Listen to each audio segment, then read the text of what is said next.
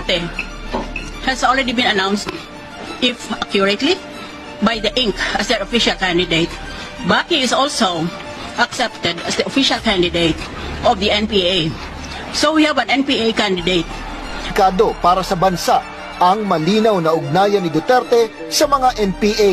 It's very dangerous dahil pag hindi nakuha ng taong kamukha niyan, ang kagustuhan niya, baka gagamit ng dahas. That they will go out in the streets with guns, firing at people who are not with them. There is no ideology involved here. It's all pure personality. Who do you think is most dangerous for the country? Duterte. Why is that? Right now, his most trusted man, Pastor Kibuloy of Davao City, has already announced that if the elections don't turn out Duterte, he is going to personally lead a revolution. What kind of talk is that? That is almost seditious. And this is from a man of the cloth. So, masyadong malalim itong Duterte na ito. Hindi kamukha noon na akala natin straight shooting lang siya na mayor at hindi siya nagkakapera. What about the plundered charge filed against him by Trillanes?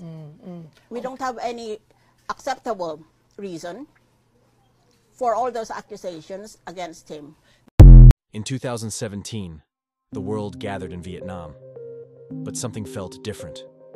For the first time, a Filipino president stood among global powers, not just as a guest, but as a force.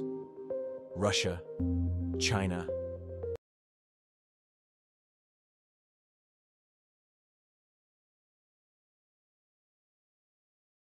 Is there going to be a coalition between PDDS or PDP with Lakas CMD? No. No? No, I cannot because nandyan si Marcos.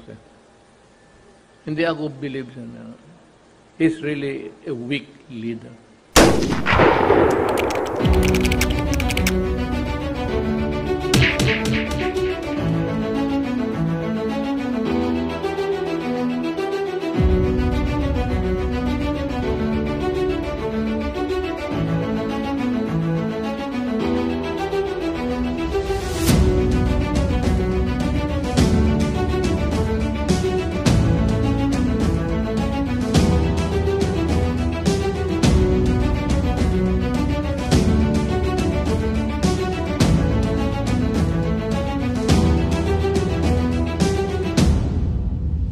Kung may tinitingala ka na ambisyon mo o goal mo at kaya mo hinahin ang mga katabi mo na kumuha ng goal na yon ang leadership.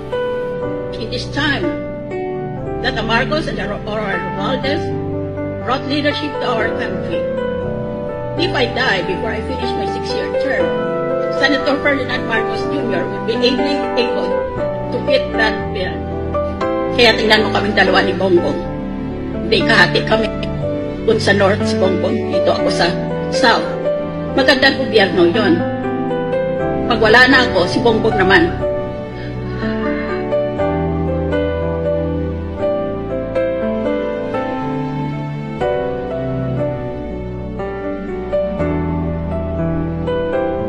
Ako ay Pilipino, taas noo kahit kanino.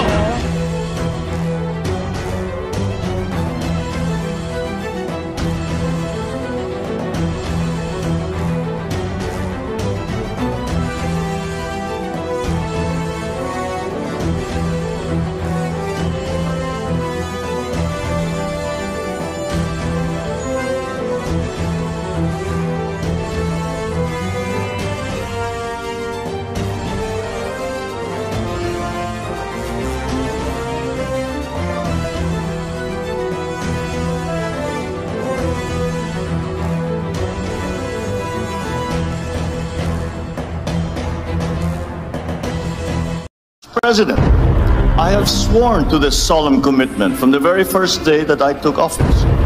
I do not intend to yield. Filipinos do not yield. Ladies and gentlemen, we are not only unyielding in protecting our patrimony, our rights, and our dignity as a proud and as a free country. The Philippines remains committed to the cause of peace, upon which our constitutional order is premised. We are committed to addressing and managing difficult issues through dialogue and through diplomacy. China's determining influence over the security situation and the economic evolution of this region is a permanent fact. At the same time, the stabilizing presence of the United States is crucial to regional peace. It's never a choice. Both countries are important. The continued stability of this region requires China and the United States to manage that rivalry in a responsible manner.